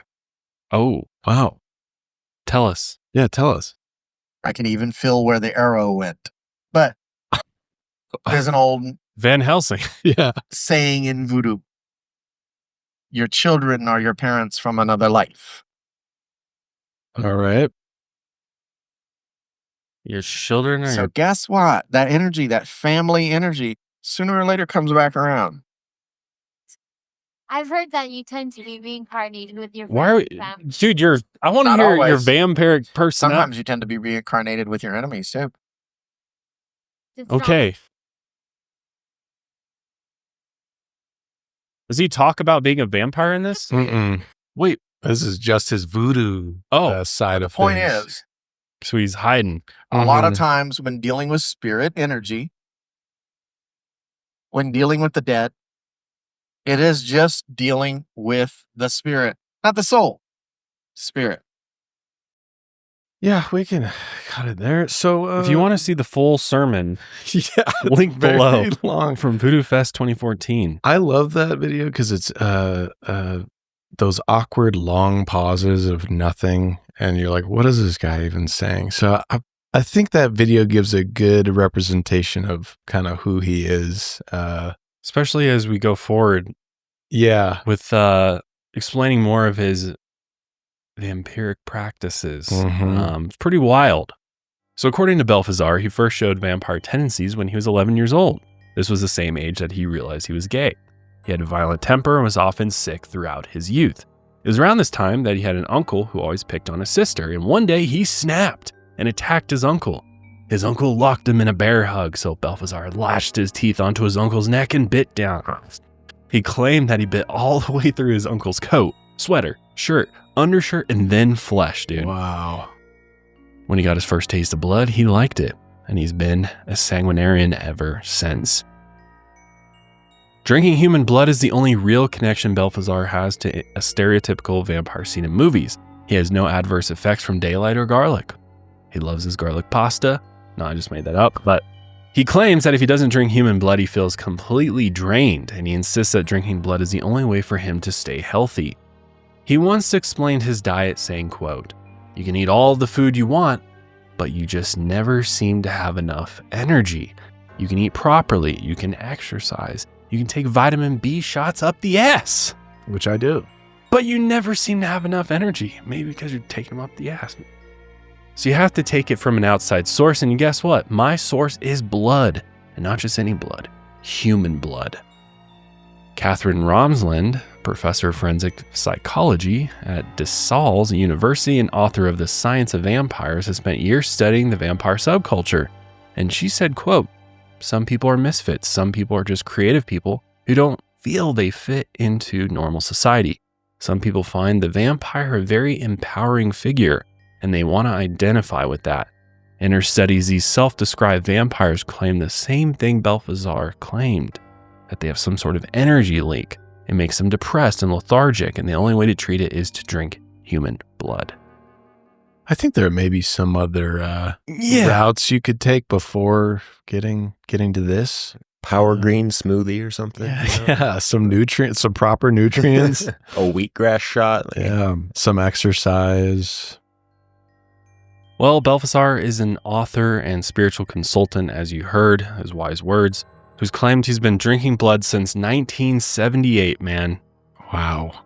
He's one of the original ones. And he's survived off of drinking the blood of consenting followers and admirers for years. In the 2010s, he claimed he had 4 consistent donors at the time, and they apparently all sought him out. And up until then, he had about 30 to 40 donors throughout the years. He also claims that he has strict rules with his donors. He claims he's never slept with a donor, he gets tested with them regularly, and he provides them a Bill of Rights. And he never drinks from the same person twice in a row. Clean. Apparently Healthy. healthy. A great alternative lifestyle. Yeah. As for how he obtains the blood too, he says that he uses what he calls a, quote, clean technique rather than drawing blood with needles, which is funny because I think actually like a clean technique would be safely sterile needle. drawing, safely drawing blood and then drinking it. But here's what he calls his clean technique. He gargles mouthwash. He brushes, with alcohol? brushes his teeth. And he cleans the incision site with hydrogen peroxide. Then he makes a small cut, which is usually on the back, with a brand new X-Acto knife. And then he sucks the blood from the wound, usually a maximum of 6 ounces. So he's just putting his lips to the back. Directly to somebody's wound. Yeah. For 6 ounces? For 6 ounces, maximum. How much blood is pouring out of your back? I don't know. As much as he could suck out of it. This must be a pretty big incision if he's getting 6 ounces. 6 ounces is quite a lot. Unless he's just sucking on this person's back for hours. Just stay there. Yeah. I'll come back. Lay down. He's like a leech. He's just like. Yeah. Yeah. I mean, he does it. I think it's also like a way to prove he does it like vampiric style. I'm actually sucking the blood out of someone. Gotcha. In 2009, he admitted to drinking blood or feeding on what he called, quote, psychic energy 2 to 3 times per week. He's also described the taste of different types of blood in detail. He said, quote, there are flavors in human blood from salty to sweet. Some of them have more iron in their system and so have a more coppery tang. You can tell when someone isn't getting enough fatty acids because their blood is bland. You can tell when someone isn't drinking enough because it won't bleed freely. So yeah, there are a lot of components food-wise. I notice people who have a restrictive diet tend to be lacking in certain things. For me, the perfect blood has a little bit of a coppery tang, but it's also between that salty and sweet range, and blood type does play into it. I'm more fond of A positive. Belfazaar's donors follow a specific diet. He increases their water intake and requires them to eat meat from land animals combined with some greens. Their snacks can be oranges, bananas, and pineapples to increase their magnesium and potassium levels, which he believes influences the flavor of their blood. Who are these people? What? That they're following a strict diet for this guy. Yeah, and according to him, they're the ones reaching out. Yeah. To be like, hey, I want to you be to do your this. blood servant. Yeah. Very odd. Whatever. Maybe it's some sort of kink or something. Yeah, I mean, there's really a club for everything. Yeah. I guess. I don't know. Maybe if you want to be feasted on by a vampire. Yeah, that's your thing. That's your thing, man. I guess. So you're probably wondering, like, where is the hoax in all this? Well, the hoax is that obviously there's no known physiological benefit to drinking human blood. But a psychic one? Yeah. Well, yeah, psychic energy. Not a how hoax. are we even going to prove that? But even though, Belfazaar would disagree with me, and he even said, quote, you have people who believe that it is a condition of the soul, and then you have people who believe that it is a physiological condition. I personally believe it is a physiological condition. Others think it's a mental or emotional condition. Other people believe it's any combination of them. Didn't he say he's already dead? In that, he was like literally, he opened up his talk there. He was like, I'm already dead or something. Did he say that? Well, he might have. I know he was believes talking he's about like not even previous alive lives. right now. Wow. So what do you? So what is going on? So he lives off of this psychic energy, I assume, which is keeping this version of himself alive because he's already dead, according to him. Sure. I swear to God, that's what I thought I heard him say at the beginning of that. Could be wrong, but I mean, he does say he believes this is a physiological condition. So like, of the body. So I don't really know. It's almost unclear exactly what he thinks the blood is doing other than just giving him the energy. I don't really understand. He clearly just likes the taste because he's like tailoring it to that. Yeah, true. There are hints of doesn't change the chemical makeup of the blood. It's just the taste for him. Maybe it is just a flavor thing. I don't know. Just get some blood orange Kool-Aid or something, bro. Like, just eat really poorly cooked liver. He'll probably get what he's looking for. But regardless of what anyone thinks, we should clarify there are severe health risks to drinking blood. Warning. Disclaimer. Yeah.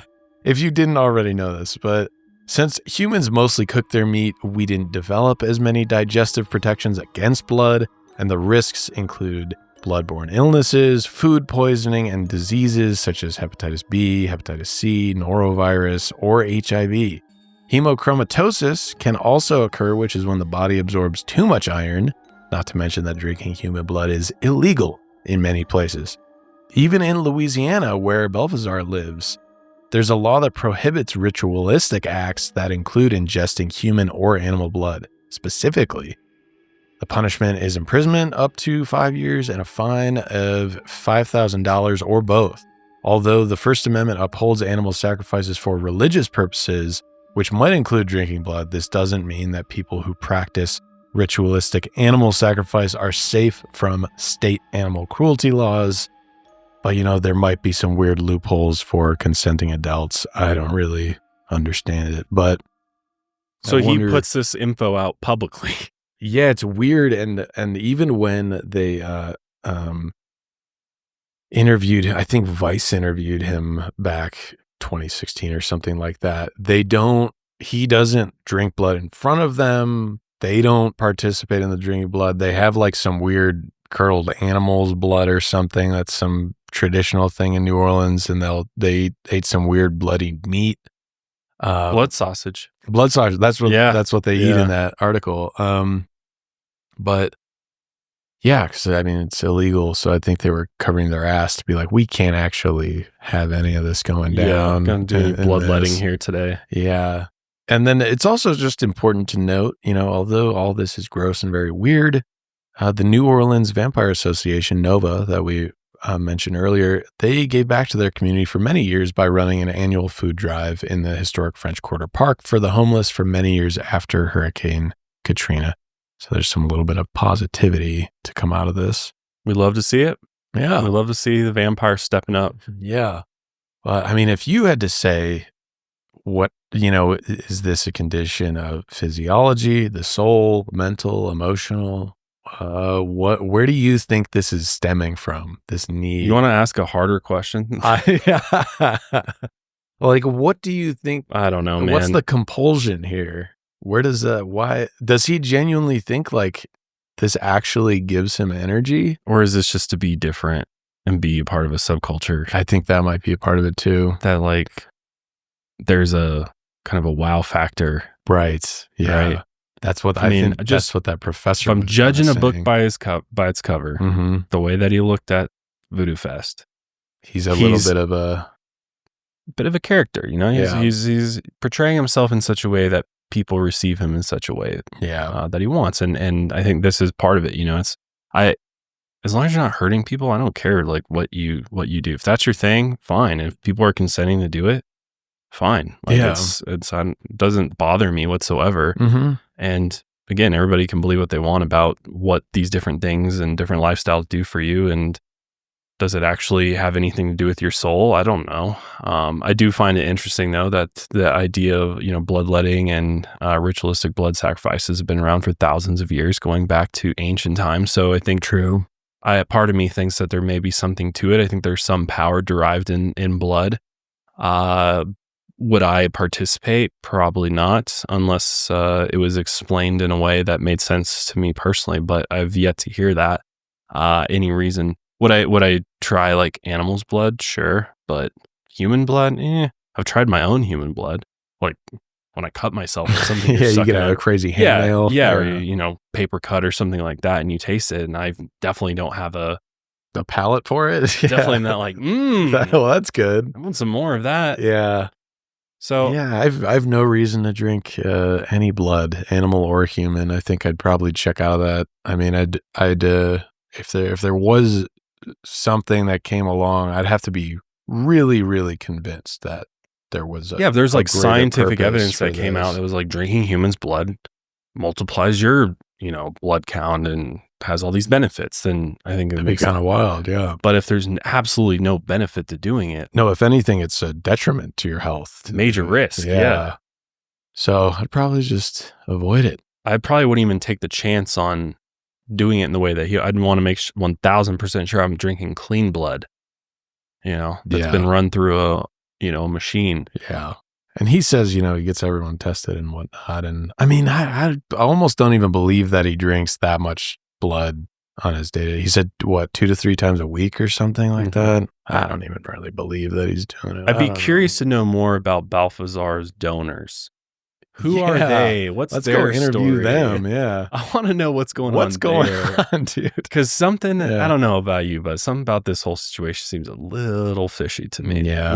What is is this a sexual thing, or is this that truly was my first spiritual? Like, I need this, I need this soul, this energy from, people to help me sustain, or is it there's some, like you keep saying, it's kink to it? Yeah, I think that's the first thing I think of, and I know some people are into that. And that's, and knowing, I don't know, kind of fringe niche groups like this, I feel like there's always a sexual component to it. Maybe that's just me. Well, I think that's just assuming, the reality of what we've discovered on this show, yeah, especially. Right, yeah, almost always. So that's kind of what I think. But I don't know. I do also think that communities like this, for misfits or for people who don't think that they kind of fit into quote unquote normal society, or they're rejects, they're outcasts, whatever label you want to put on them. Part of me, half of me is happy that these groups and communities exist. What they're doing specifically might concern me, but you know what? I'm glad there are communities out there for people who feel like they maybe don't fit in elsewhere. I think that's the one good thing that comes out of this. Hey, people dress up as knights and hit each other with pool noodles in the forest. Yeah, LARPing. I would LARP. I would LARP. Yeah, I'm waiting to LARP. I'm been ready to LARP. There's a huge LARPing community at my university. Is there really? They would meet once a week in like this huge field on campus. Looks so fun. Yeah, it was sick. I wish I participated. Yeah. But I was just sitting there in judgment. And I just wanted to join.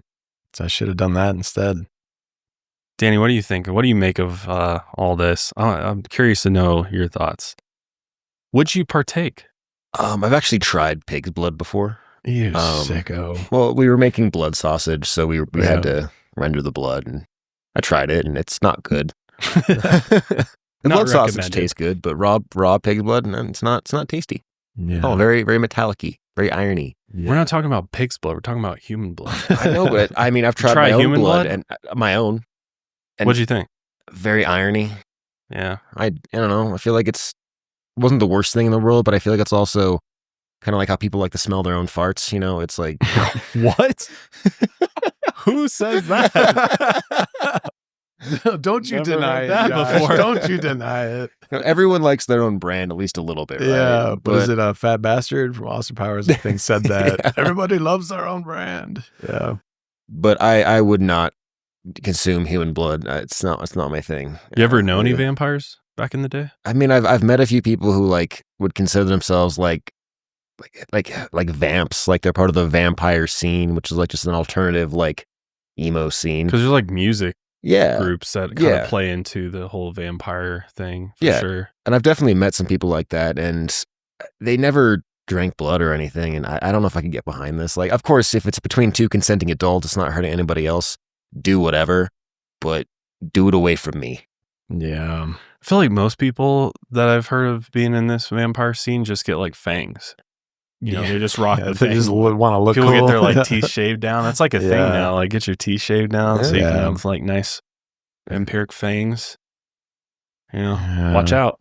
It's kind of hot, honestly. You know, There you go. Now a you lady get vampire, like now you gonna get bite it, you. Josh. See, it always comes back to sex. it does. Vampires are sexy. Always. That's what I thought when I watched Nosferatu. Yeah, you're not lying. Not lying. But anyways, back to pig. Anyway, yeah. Got some pig news for you. And This one's is weird. Yeah, just when you thought it couldn't get any grosser, it does. On September 3rd, 2011, a Guatemalan news channel made national headlines when they reported the birth of a misshapen pig. The piglet looked like it had a face more similar to a human, and the night before that piglet was born, villagers claimed they saw unexplained bright lights hovering in the sky above the village. The local media immediately ran with the theory that extraterrestrials had something to do with this humanoid piglet, and they theorized that aliens had been genetically tampering with livestock, or maybe it was just the radiation from their spaceships that was causing birth defects. Take a look with caution. All right, So there's that is a weird looking there's pig. no eyes, Yep. A few teeth in there and then a tongue hanging but out. clearly pig's feet. Yeah, very clearly. The hell, I just feel bad for this I thing, know, man. right? Like, what are we doing here? This Very weird looking face. Did you ever take a Dissect? bio class? Yeah. Did you have to dissect frogs or pigs? Because in college I took a biology class. We dissected fetal pigs, like little like not fully developed. I did that in high school. Yeah, and specifically because they are like the closest we really have to humans, like in human. Oh, you didn't fetuses. dissect a human? I tried to, but My college the teacher was like, "No." Had an after hours class where Let me bring out the real crazy we shit. visited the body farm. Yeah. Body farms. Those are Those wild. are wild too. Yeah, But no, we had to they do are a the fetal closest to pig. like So, human anatomy. Yeah, like their organs, where they're placed and Mhm. everything, and just the physiology of them. So it's not out of the question that their faces They would look like humans. Yeah, right. Well, the Guatemalan villagers were not alone. For years, countless more reports of piglets being born with human-like features have been reported all over the world. And just earlier this year, in January, a man in the Philippines, Alfredo Cardenas Jr., claimed that the pig looked just like a human baby and even cried like one too. But this video of this deformed pig got over 1.5 million views on Facebook, and videos like these always seem to capture people's attention from around the world. So it's no surprise that many jump straight to alien conspiracy with this. Yeah, so to help explain the piglet stuff, we're going to jump over to livestock in general. Livestock That's been- mutilation phenomenon. This has Yeah. been a big thing since the 70s. So for decades, aliens intervening with livestock, that's been a common problem. The livestock being tampered with mostly, they're usually cattle, but that ranges pretty broadly from my understanding. I mean, it is a lot of farm animals that has been brought up through the years, but we'll be focusing more on the cattle industry. This dates back to the 1970s when small-time ranchers in the U.S. began finding countless bovine corpses mutilated on their properties. Cows' ears, eyes, udders, anuses, sex organs, and tongues were often discovered to be removed with what appeared to be a sharp, clean instrument. That's probably the most important thing with this whole phenomenon is the fact that these parts are removed with like surgical precision. Right. Is right. how ranchers and people that find their livestock mutilated in this way describe it. It is they like can't wrap their head around it because it is so precise in the way that they're cut out that it just defies all explanation. Yeah. And these ranchers, they also have reported that the cows had been drained of blood. Speaking of, it's a exsanguination, I believe is the word. I think Just when you're Belfazar's ready. Yeah, fault. right. That's right. I think Belfazaar might be around here Mm. killing off these cows.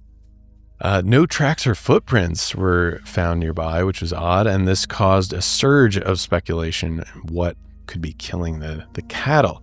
Between April and October of 1975, nearly 200 cases of cattle mutilation were reported in the state of Colorado alone. It was such a problem that Colorado Senator Floyd Haskell asked the FBI to get involved. Because he thinks there's crime going on here. Yeah, that's a lot of cases, right? Somebody out here murdering cattle. Right.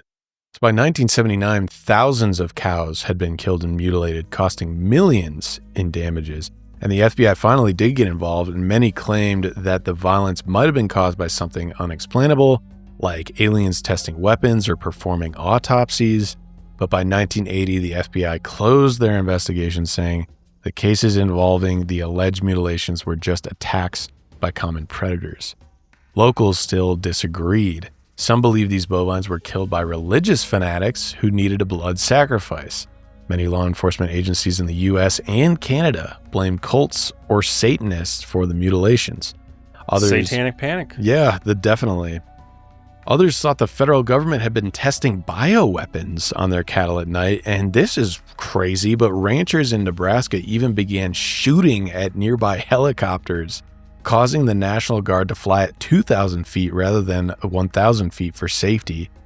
Others blame skinwalkers, which has opened up debates about the shape-shifting creatures that are, still talked about to this day. Which, to be fair with the helicopter thing, a lot of ranchers claim that these were military-style helicopters that had no markings whatsoever.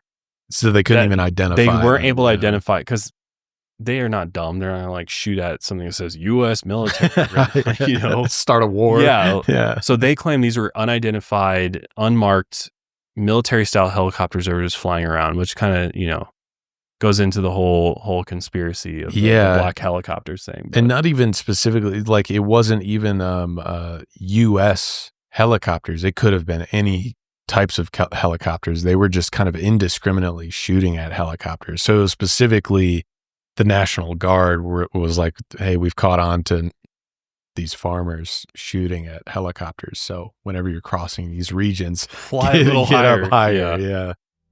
So in the years since, many have tried to understand what was really going on back in the 70s. So according to agricultural historian Michael Goldman, unexplained cattle death has always been a part of ranching.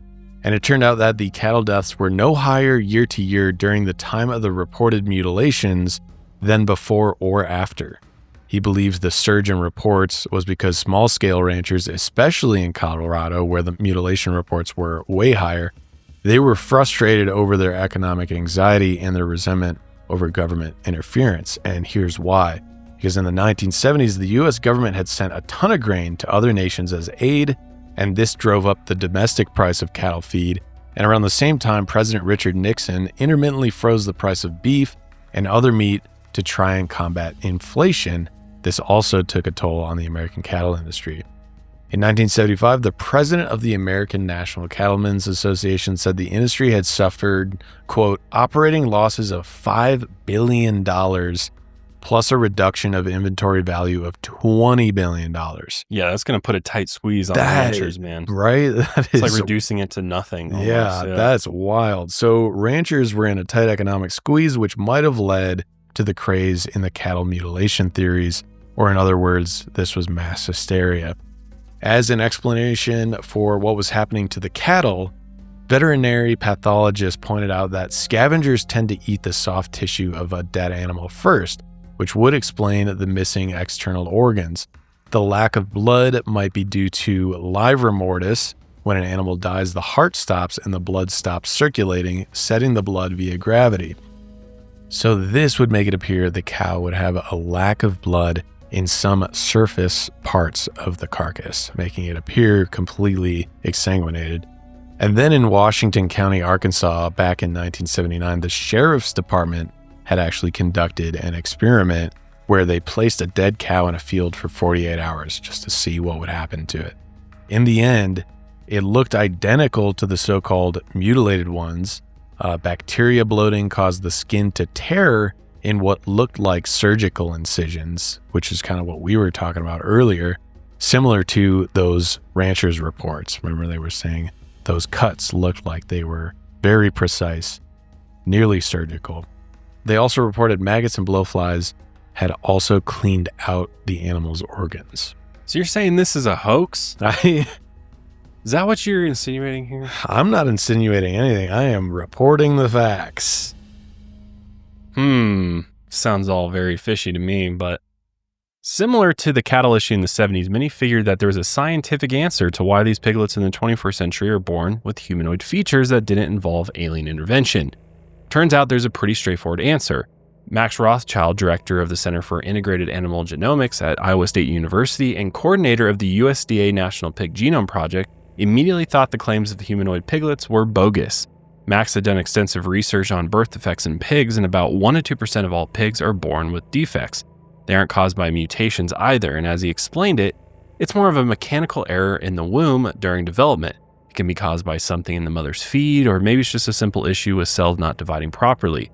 He explained that the Guatemalan pig that we showed you was most likely had hydrocephalus, which is a buildup of fluid inside the skull that causes it to swell up. He wasn't even fazed when reviewing the footage, and even said, quote, "Snout problems are common. I have a 2-headed pig in a jar in my office, but it has no genetic basis. It just happens during development." Isn't that weird? So he's saying like this isn't necessarily like mutations in the DNA. It's just things that happen because they're all smashed in there. Yeah. Well, I mean, they're holding 10 to 12 piglets. Right. Yeah. I mean, pigs are, fairly large animals, but I mean, you put 10 to 12 in there, there's not going to be a lot of room in the womb. Right. Which is exactly what could have happened here. There's crowding issues. There's lots of other factors that can play into birth defects. I mean, it's similar to human birth defects as well. There's a lot of different things that you have to stay away from because they could cause birth defects. Right. So to me, the humanoid features with these piglets is not, I think the scientific explanation makes a lot of sense. I think it's very obvious. You got, you saw in the video, there was like 10 other piglets that were over there feeding on mom, right? That it would make sense. And I think anybody who's ever raised livestock before would tell you 1000%. This is just what happens. This is what happens. Yeah. I mean, even with rabbits, most of the times you have we had 8 that's a lot. Baby rabbits all at once, which was that's crazy. A huge litter. All inside of her at one time. Yeah. And usually you end up losing 1, 2, 3 on average out of the litter. And we didn't lose any, which I was very proud of. Yeah, it was like surprising. And we thought we were going to lose the runt because he was such a small little guy and he wasn't like eating too much. But that was a really great experience for me because I really saw the whole development process and could totally see how 1 out of the 8 could have, maybe not had enough room or wasn't getting enough nutrients or developing incorrectly, that is just born with these defects and then probably, likely dies soon after birth anyways. And I think anybody out there who's done, raised livestock would 1000% tell you this happens all the time where, an animal gives birth and there's some type of defect and it ends up dying as a result of it, which I would assume is what happened with this deformed piglet. It didn't live very long. Yeah, that's not going to be able to have a quality of life, Right. Especially the what was it, hydrocephalus? Yeah. Yeah, I don't think that pig lasted much longer. Like after those videos, it was pretty much a goner. But when it comes to cattle mutilation, on the other hand, I don't necessarily. I think there are some cases where yes, it could be potentially scavengers, but I think I've seen a lot. There's some really weird ones where. I don't know, man. And I think also the locations at which these cattle mutilations are reported are also happen to be, especially here in Colorado, UFO hotspots, where there is a surprising number of UFO reports coming out of people seeing things in the skies out there down the San Luis Valley, man. Yeah. UFO Central out there. The livestock section, I don't really believe that it's aliens, but that's more to bounce off of. This is why people kind of immediately, with a lot of livestock, they immediately go to aliens because of like this huge explosion back in the 70s of those theories. That's usually what these theories are piggybacking off of, is that time. Piggybacking. I like that. That's good.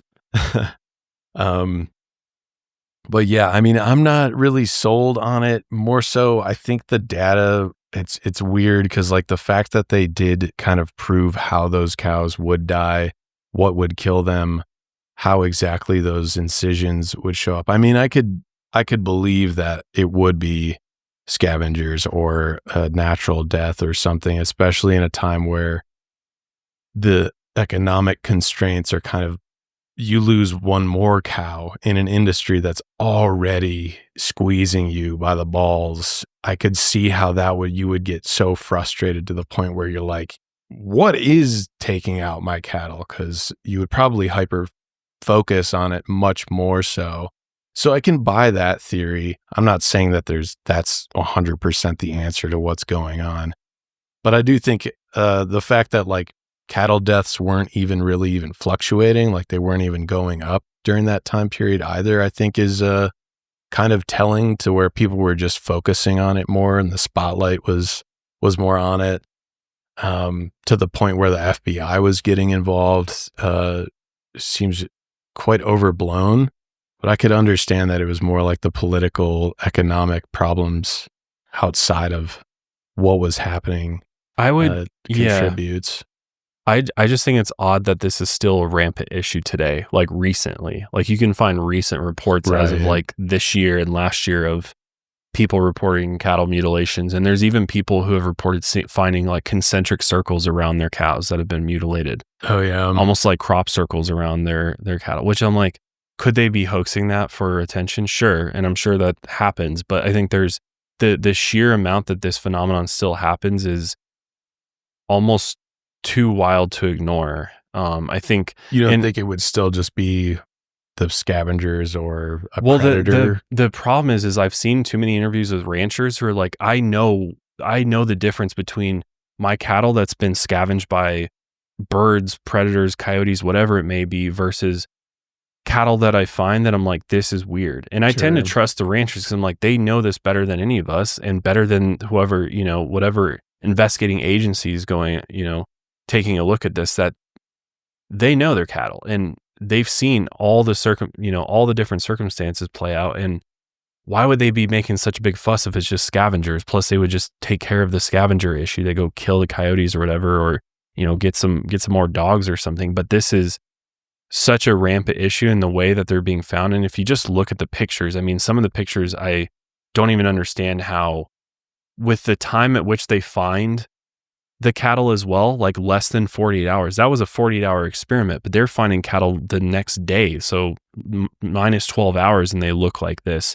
And there's no evidence whatsoever of any sort of creature being there at the scene. And I mean, ranchers have really, really looked at this. There's a great Unsolved Mysteries episode on cattle mutilations that I suggest everybody check out because there's a lot of really interesting examples in that particular episode that are very recent as well, that there's still a whole bunch of ranchers out there who, they don't say like, yes, it's aliens that are doing genetic testing on her, but it's more so of, we don't know what the fuck this is. It's really annoying that this keeps happening, but there is not a scientific explanation that supports some of these deaths that they're seeing because of the lack of evidence that backs it up. And there's certain, and then when you like look at, well, would this scavenger actually eat this particular organ? Would they eat it in this certain way? And when you drill down into it a little bit more, I think there's a lot of questions about, well, would a coyote eat it this way? Would this particular bird that's native to this region actually, rip the skin off the face in this way? And there's just a lot of weird nuances to it that just don't really add up. Yeah. And so I don't know. I find it really interesting. And whether is it aliens, taking samples for something? I don't know. I mean, it's not out of the realm of possibility, I guess, but could there be something else? And that's where I think people also lean into the paranormal a little bit more of like, could it be, whether you talk about a cryptid or you're talking about some type of paranormal interdimensional entity that's feeding off of it for sustenance in order to continue to survive. I don't know. It goes on and on and on. Yeah, I have no idea. But that is the iconic UFO coming in. What is it always sucking up? Beaming up the cattle. Yeah. Yep. Could it be happening? I don't know. No one's caught it on footage yet. So True. I'm waiting to see that, of course. That would be insane. Put some trail cameras out there. Yeah. And I know people have tried and they don't end up getting anything, but you never know. You just never know. We want to believe, right? So out of all those, what do you think is the absolute stupidest hoax out of all those? I think I know my answer. I'm curious to hear your guys. Well, if we're going just full blown hoaxer, man, Rick takes. Yeah, the cake, that's man. That's what I was Killing gonna big. say. I mean, there's just no question. Yeah, come on. There's no question whatsoever. Yeah. And it's like people have worked so long and so hard to like even just find evidence of Bigfoot existing. But then to, on top of that, find Bigfoot and then kill Bigfoot? What? Why would you even want to do that, first of all? Wouldn't you rather have him alive? And like, does he speak? Can he communicate? Can we get any information out of him? Can we track where he goes? And like, if there are more of them? No, he's just, I shot and killed it. Put his head on my wall. Yeah. Make a rug. On. Seriously. Yeah, I think Rick Dyer takes the cake in this one. Gold medal. Yeah, I'm in the same boat. Rick. There's just no beating Rick, man. No. Double down. Yeah, what a goofball. Balfazar's.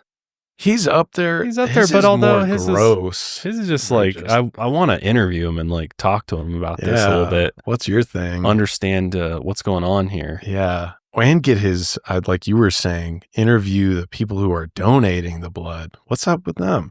What's going on, guys? Absolutely. Well, let us know your thoughts on all these. Which one made you laugh the most? How about that? That's what I want to know. That's a good one. Drop which story made you laugh the most in the comments below. And what'd you think of these paranormal hoaxes? Yeah, if you think there are some stupid hoaxes that even top the ones we mentioned, let us know. Drop them below too, because maybe we'll do a follow-up to this one. Because I mean, there's endless. I mentioned a couple on here already, just from past episodes I did on other shows. But yeah, I mean, there's people. I feel like this is something that will never stop happening. People are always going to hoax stuff. Always, as long as there are people willing to buy into something like that. I think there's always going to be people who exploit that to some degree. Absolutely. Well, we hope you enjoyed this episode of the podcast today. If you did, do us a big favor. It takes 2 seconds. Just make sure you're subscribed. If you're watching on YouTube, there's 20% of you that are watching and aren't subscribed. Please just take a second, press that button, hit that like button, leave a comment. It helps us. Helps the channel. We really appreciate it. For all of you that are listening on Apple Podcasts, Spotify, thank you as well. Definitely check out the video version for this episode, because you kind of need the visuals to really put all the pieces together. But yeah, make sure you're following us over there. As always, we loved hanging out with you. Hopefully you loved hanging out with us. If you're going to bed, good night. Hopefully you have sweet dreams about some of these images we showed you. Yeah, right. I know a lot of you fall asleep listening to us. Don't know how you do it. That's impressive. But hopefully you sleep good. We'll see you guys next time. Until then, lights out. Everybody.